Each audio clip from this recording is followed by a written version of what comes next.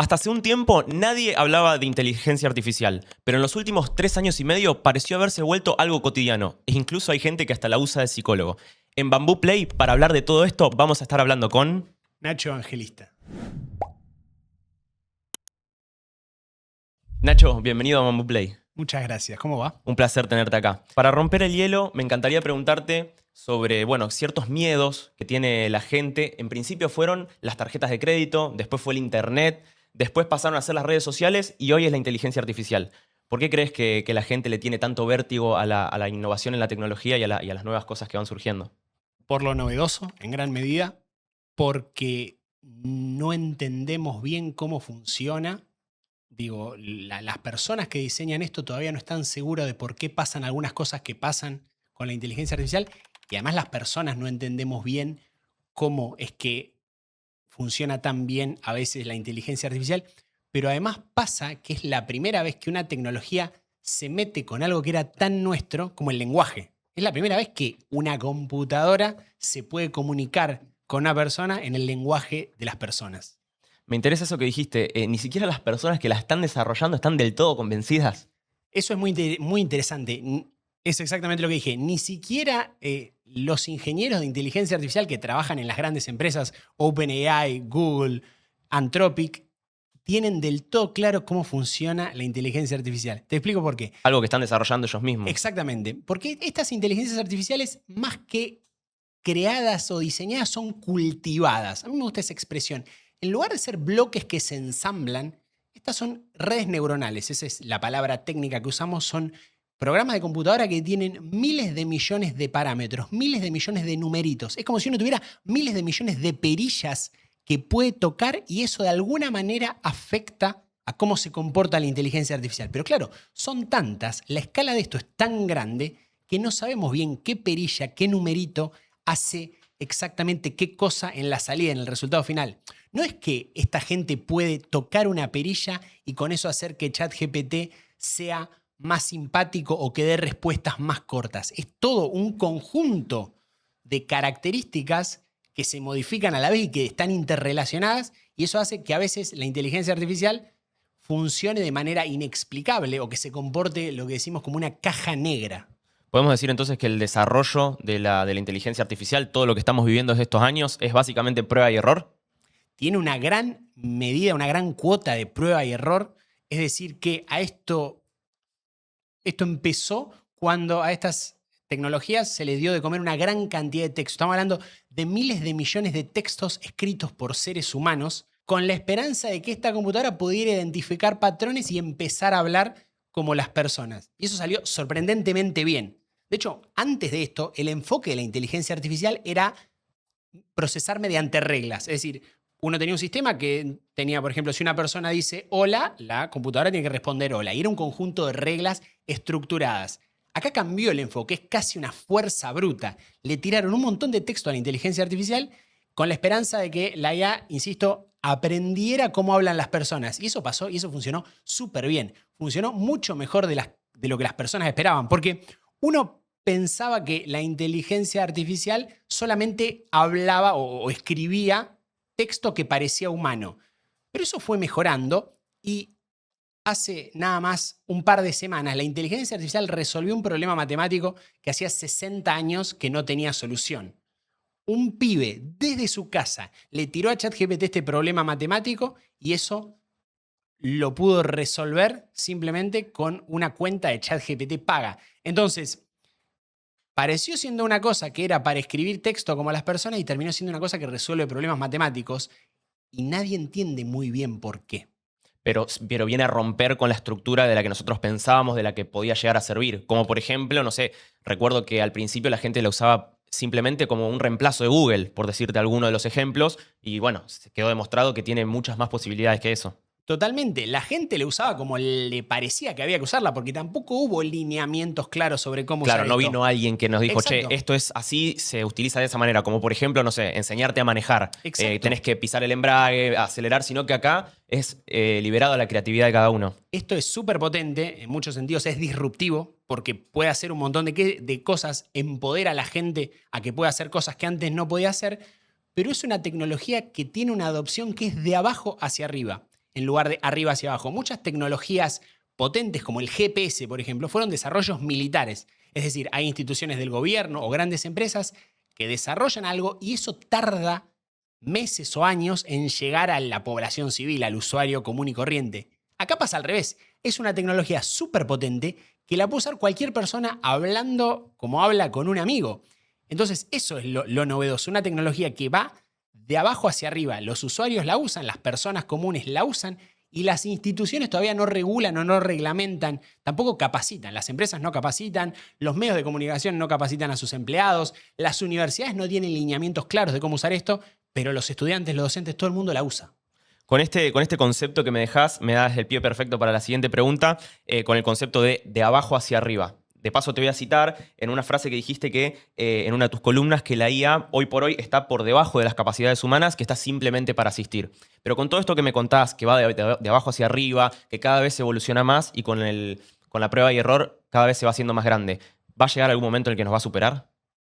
Es posible, muchos profesionales de este rubro vaticinan que la inteligencia artificial va a alcanzar las capacidades humanas pronto. Qué peligro el archivo, ¿no? Hablando de estos temas. Yo siempre cuando empecé a hablar de inteligencia artificial dije, no quiero hacer futurología. Y es que cada cosa que uno diga sobre inteligencia artificial Es imprevisto. rápidamente puede quedar obsoleta.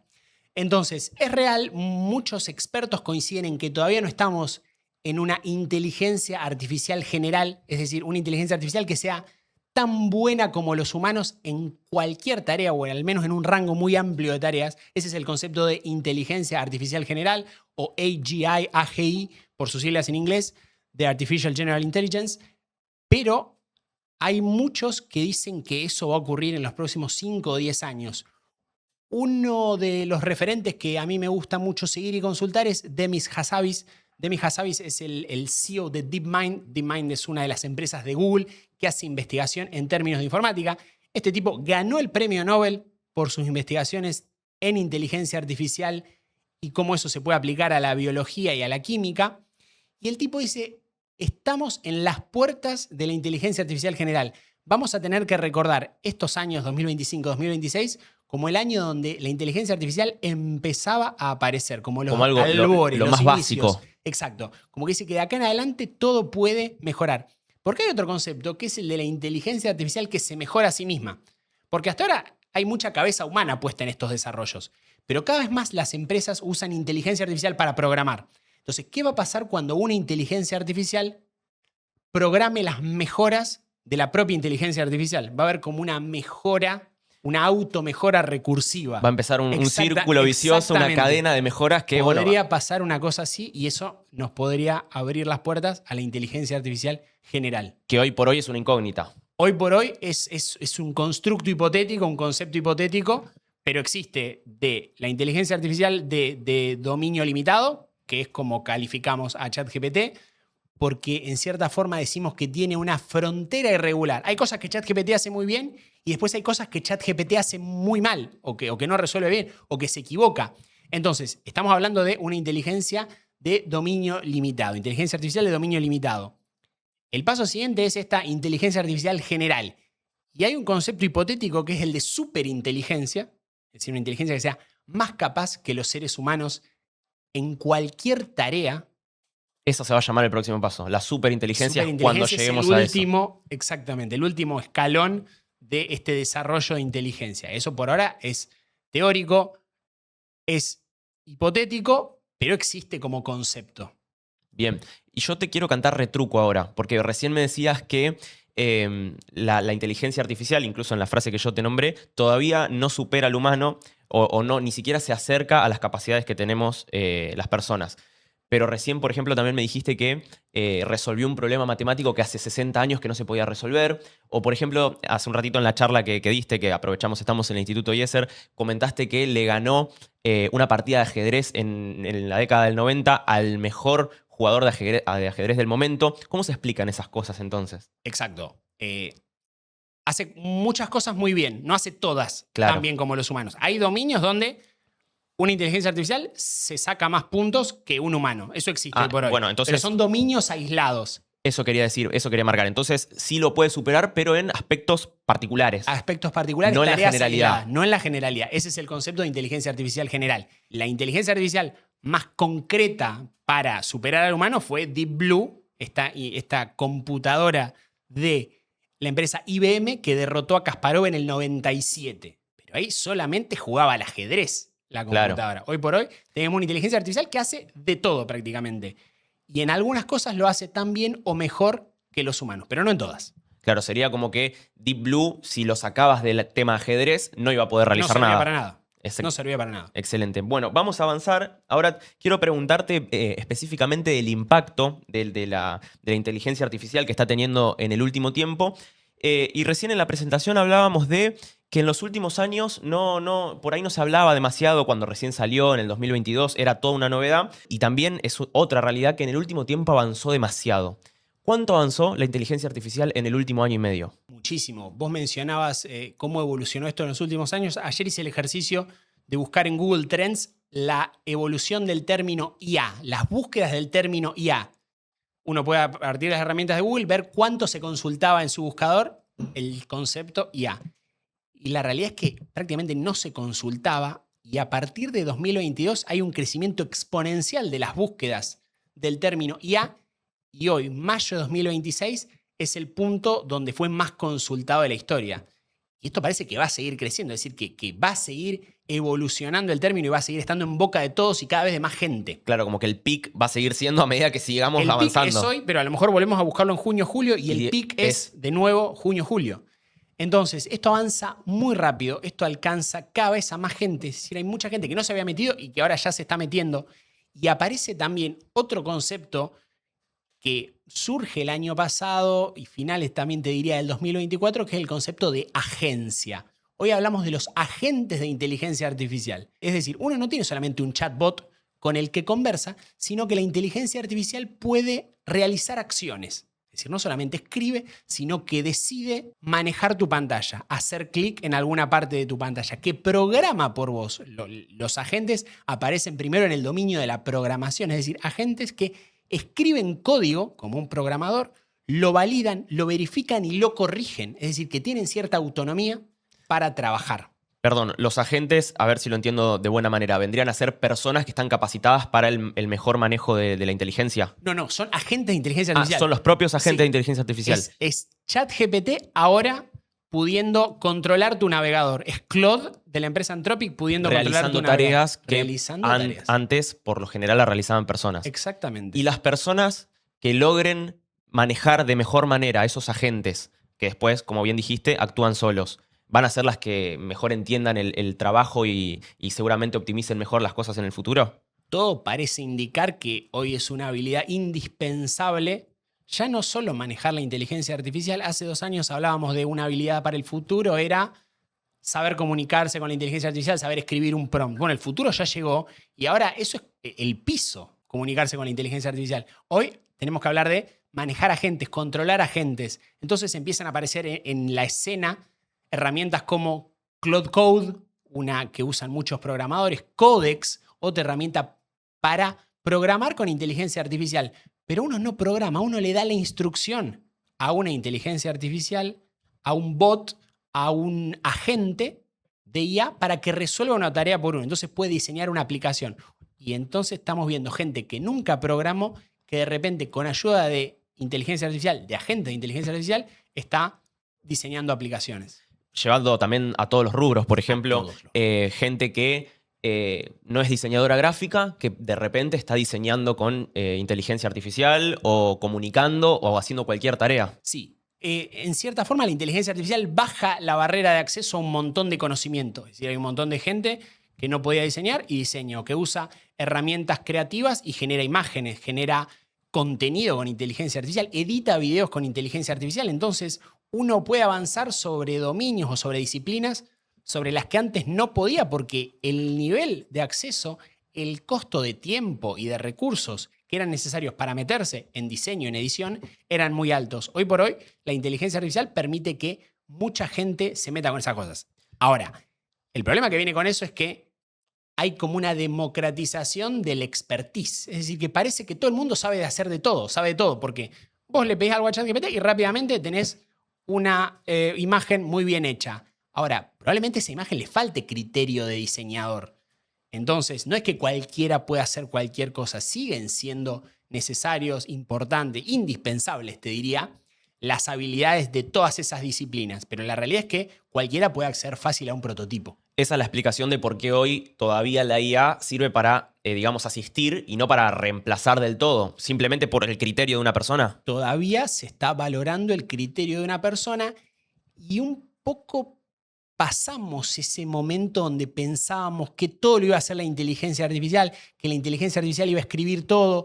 Hoy, en un estudio de principios de este año, aparece que el 50%, o sea, la mitad de los artículos que aparecen publicados en Internet están escritos con inteligencia artificial o escritos por inteligencia artificial. ¿Y qué le pasa a las personas? Las personas valoran o necesitan garantías de que eso lo escribió una persona. Como que de repente vos estás consumiendo texto y te das cuenta que es sintético. Te das cuenta que lo generó una inteligencia artificial. Entonces, de alguna manera necesitas refugiarte en la humanidad. Y entonces sigue valiendo el criterio humano, la experiencia humana, el sentimiento humano. ¿Qué nos queda de todas maneras si ahora ya estamos saturados de ese tipo de textos? ¿Qué nos queda en un futuro? No sé para dónde va esto, no tengo la menor idea de cómo va a evolucionar esto en los próximos meses, años. Sigue apareciendo cada vez más contenido generado con inteligencia artificial, pero hay cada vez un rechazo más fuerte a todo ese tipo de generación. Siguiendo en la línea del impacto, y estamos hablando de cómo cada vez se hace más fuerte esta temática, me gustaría saber si una persona que todavía no la está utilizando está perdiendo realmente el tiempo o por dónde puede arrancar una persona que nunca la usó. ¿Sabes que el problema creo que no es no utilizarla? Es decir, el problema no es no utilizarla. El problema es no haberla nunca utilizado y pensar en que uno no la utiliza por principios o por una resistencia. Yo creo que el consejo es hay que probar lo que puede hacer. Hay que invitar a todo el mundo a usar alguna vez la inteligencia artificial. De forma tal que si uno rechaza su uso, sea de forma informada. Es decir, yo necesito tomar la decisión de no usar la inteligencia artificial porque conozco de qué se trata. Claro, de que, por ejemplo, yo la agarro, la uso, no me sirve, es una cosa. No simplemente por un rechazo. Y no es un uso trivial. Te tenés que meter, tenés que darle un par de oportunidades, tenés que aprender a manejarla. Es decir, todavía estamos a tiempo de meternos y de conocer de qué se trata. Pero eso requiere aprender a comunicarse con la inteligencia artificial, informarse, y ahí tenemos un deber las instituciones educativas, los medios de comunicación, para que la gente consuma o se informe sobre la IA sin humo, sin espuma. Y por otro lado, es importante practicar el uso. Es decir, usarla hoy, si no tenés el resultado que querés, volver a usarla en unos días, porque la inteligencia artificial mejora semana a semana. Algo que tomo de otro autor estadounidense es que esta inteligencia que estás usando es la peor que alguna vez vas a usar. ¿Por qué? Porque la que sale la semana que viene va a ser mejor. Mucha gente se quedó con que en marzo de 2023, cuando ChatGPT se volvió ultra popular, era simpático, contestaba frases, escribía cosas, pero no le sirvió para lo que la necesitaba. Y mucha gente la dejó de usar en ese momento. No, volvé a usarla porque lo que ha evolucionado y lo que evoluciona semana a semana, mes a mes, es tremendo. Esa evolución que marcás, que semana tras semana es mejor y cada vez suenan cosas más reales, vemos cosas que son cada vez más difíciles de detectar. La siguiente pregunta tiene que ver con eso. ¿Qué tan peligroso es no poder identificar algo que está realizado con inteligencia artificial de algo real? Porque pasa constantemente, sobre todo con imágenes, con fake news y demás. ¿Se tendría que regular eso? Muy peligroso porque algo que siempre me gusta decir es que antes de esto confiábamos en nuestros sentidos. Si vos veías algo, escuchabas algo, esa evidencia era testimonial. Es porque pasó. Es porque había pasado. Claro. Ahora ya no puedes confiar en tus sentidos. Ya no puedes confiar en lo que ves. Ya no puedes confiar en lo que escuchás porque alguien puede clonar fácilmente una voz. Es decir, una voz sintética, imitación de una persona, se puede hacer nada más que con 10 segundos de audio. Entonces es muy fácil propagar desinformación, es decir, generar contenido que es mentira, que es falso, muchas veces por diversión, que sería lo menos preocupante, pero muchas veces para influir en las discusiones políticas, en las discusiones sociales, es decir, usar información falsa para manipular la realidad y la opinión pública. Eso es muy peligroso. Entonces, tiene que haber una reglamentación ahí, porque además parece como que uno se escuda en la inteligencia artificial, porque, lo hizo la inteligencia artificial. No, detrás de esa inteligencia artificial había una persona, y todavía son las personas las responsables por todas las cosas que aparecen con inteligencia artificial. Pero bueno, como pasa con todo en la web, es muy difícil rastrear de dónde se originó una información falsa o una imagen ficticia. La realidad es que Europa tiene algunos intentos de querer regular esto. Las empresas tienen que poner su parte también, es decir, que están, por ejemplo, poniendo marcas de agua invisible en las imágenes. Es decir, que cuando vos generás una imagen con Gemini o con ChatGPT, tiene una marca de agua que vos no ves y eso se puede usar para detectar si fue o no generada con inteligencia artificial. Pero al mismo tiempo aparece gente en las redes sociales que dice, logré quitarle la marca de agua a la imagen de Gemini. Entonces es una carrera entre una solución, un parche, y alguien que trata de burlar esa prueba o ese obstáculo. No nos vamos a meter en temas legales, obviamente, porque no viene al caso, pero ¿qué manera podríamos regularlo? Porque lo noto muy difícil también a la hora bueno, qué se puede hacer, qué no se puede hacer para controlar eso, porque es algo demasiado masivo y algo muy difícil, valga la redundancia, de controlar. Es muy difícil.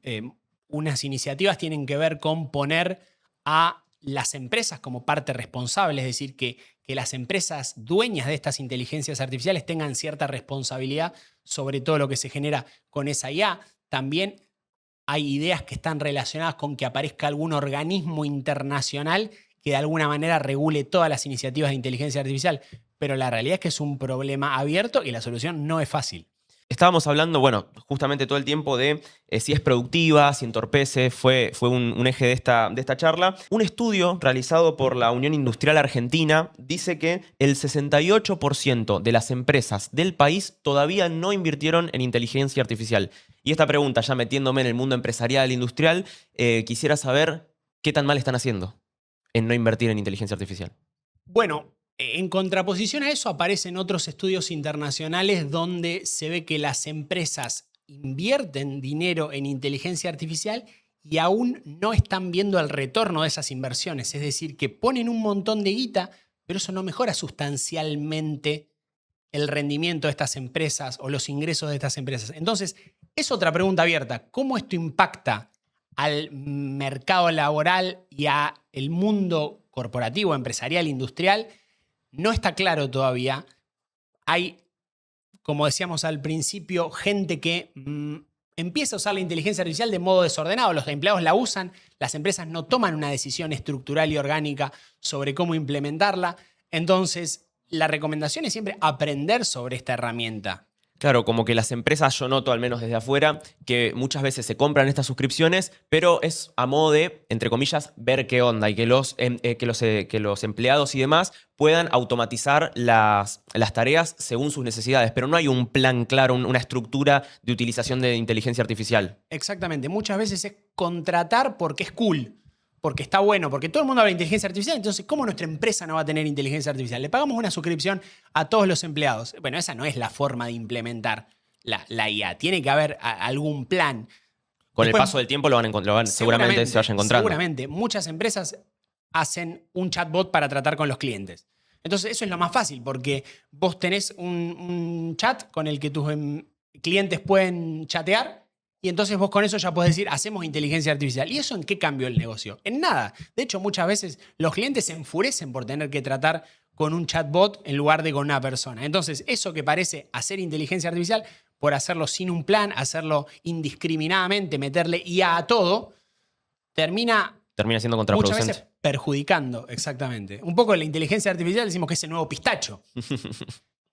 Porque hay que ponérselo a todo. Claro, y porque está de moda también. Exacto. Y porque la gente lo utiliza de esa manera. Exacto. Está bien que depende mucho del rubro, ¿no? Pero ¿en qué, por ejemplo, esto que venimos hablando del uso estructurado de la IA, si bien depende del rubro, quisiera saber qué tareas se pueden automatizar en una empresa, por ejemplo, con la utilización de la IA? Muchas veces hay empresas que tienen personas leyendo mails y derivando, reenviando mails sin una regla. Es decir, que un ser humano decide a quién le tiene que asignar un ticket de algún problema o algún conflicto que manifiesta un cliente o que levanta un cliente. Entonces llega una queja, un reclamo y hay una persona que rutea o que dirige ese reclamo. Eso se lo puede hacer una inteligencia artificial. Estos agentes de los que hablábamos antes tienen la capacidad de actuar de forma no lineal o de poder tomar reglas que son un poco más difusas. Es decir, no es que si pasa una cosa hago una acción y si pasa otra cosa hago una segunda acción.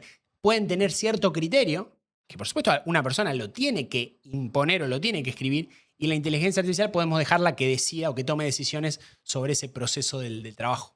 ¿Y hay alguna empresa o hay algún antecedente que haya logrado algo muy interesante con la IA, más allá de lo que hablábamos recién, tareas administrativas, un chatbot, que quizás son funciones muy básicas, sino que hay algún antecedente fresco de alguna empresa que haya logrado ser disruptiva con algo?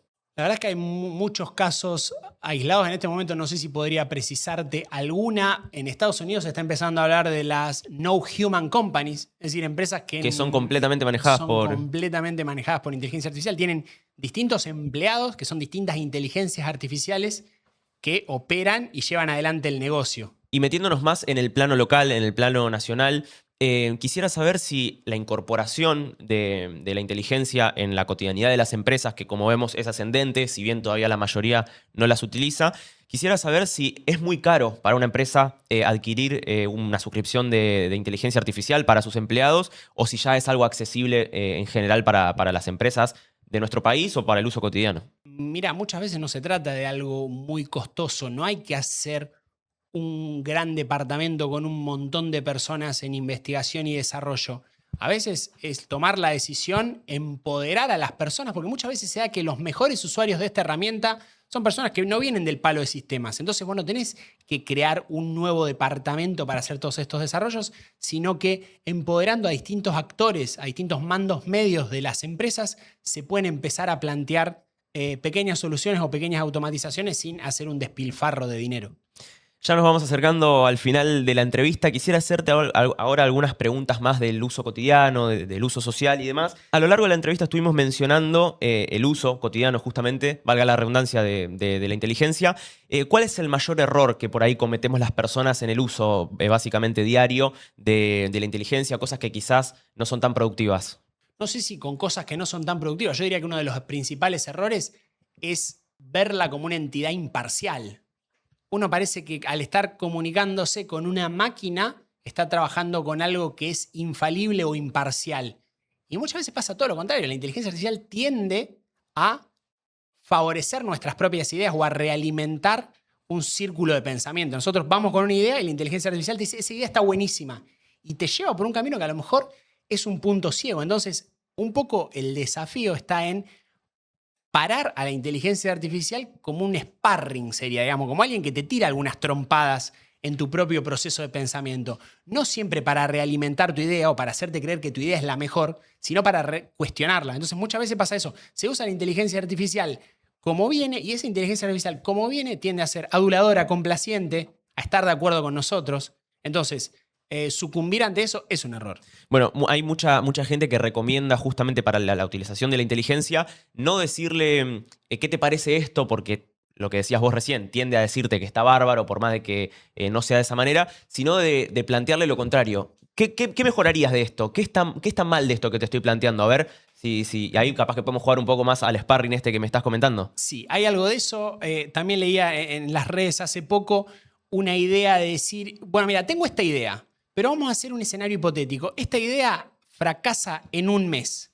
Decime por qué fracaso. Es como hacer una autopsia futura de una idea. Yo tengo una idea y esa idea fracasa. ¿Por qué fracasa? Entonces, analizamos todas las cosas por las que podría salir mal y en el momento del presente tratamos de que eso no ocurra. Para cerrar, la última pregunta, Nacho, que tengo para hacerte, en base a todo lo que estuvimos hablando y a lo largo de toda la entrevista, siempre estuvimos en este debate. ¿La inteligencia artificial nos está haciendo más productivos o más dependientes? Es una pregunta que, como todo lo relacionado con la inteligencia artificial, tiene un montón de aristas. Es verdad que mucha gente está produciendo más en cantidad, pero no necesariamente mejor en calidad. Es decir, hay como un frenetismo y una exigencia del mundo por producir cada vez más, por ser hiperproductivo. Y la inteligencia artificial facilita producir. Porque vos antes tenías que escribir algo, tenías que redactar un proyecto, te tenías que sentar y enfrentarte a una página en blanco. Hoy en día no existe más la página en blanco. La inteligencia artificial ya te tira una página en negro, una página con un montón de texto, con un montón de argumentaciones, con un montón de ideas. Entonces, parece que estás produciendo más, estás entregando más. Si le tenés que entregar algo a alguien, tenés un producto para darle, algo escrito, pero eso no necesariamente es bueno. Muchas veces es superficial, o sea, es algo que brilla o que tiene buena pinta, pero está vacío de contenido, como que le falta realmente tiempo de trabajo, tiempo de madurez de la idea. Entonces, sí parece que producimos más, sí tenemos más ideas o generamos más ideas con inteligencia artificial, pero eso no necesariamente implica que lo que se hace con mayor calidad.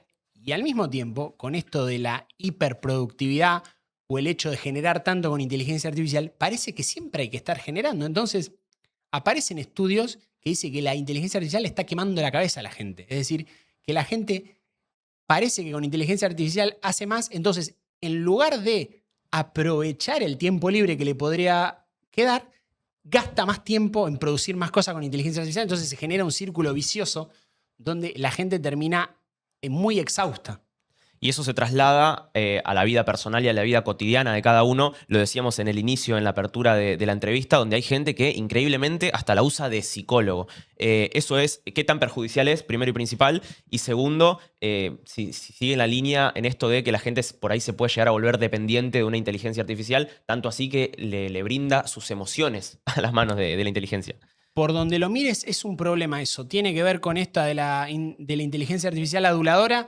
No podemos confiar nuestra salud mental en una herramienta que nos va a dar siempre la razón y que además es el promedio de un montón de cosas que leyó. Es decir, la inteligencia artificial trabaja con los promedios, trabaja con la mediocridad, con el punto normal o central de la gente, trabaja con la norma de la gente. Y muchas veces las personas o el malestar de la persona tienen que ver con su individualidad y con su particularidad. Y es por eso que una herramienta que utilizan todos a lo mejor no es la solución para uno mismo. Necesitas la particularidad de un profesional. Entonces, me parece muy importante destacar la importancia de todos los tipos de profesionales, en especial del ámbito de la salud, profesionales médicos, profesionales de la salud mental, siguen teniendo valor y cada vez más acá donde parece que es tan fácil tener una opinión, tener una crítica o tener una devolución, pero muchas veces esa crítica está disfrazada o no tiene utilidad porque es lo mismo que le dice al 90% de las personas la inteligencia artificial.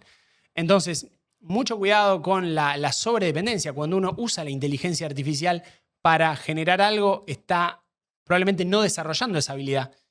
Estudiantes que usan la inteligencia artificial para resolver una tarea no están desarrollando la habilidad que era necesaria para utilizar esa tarea.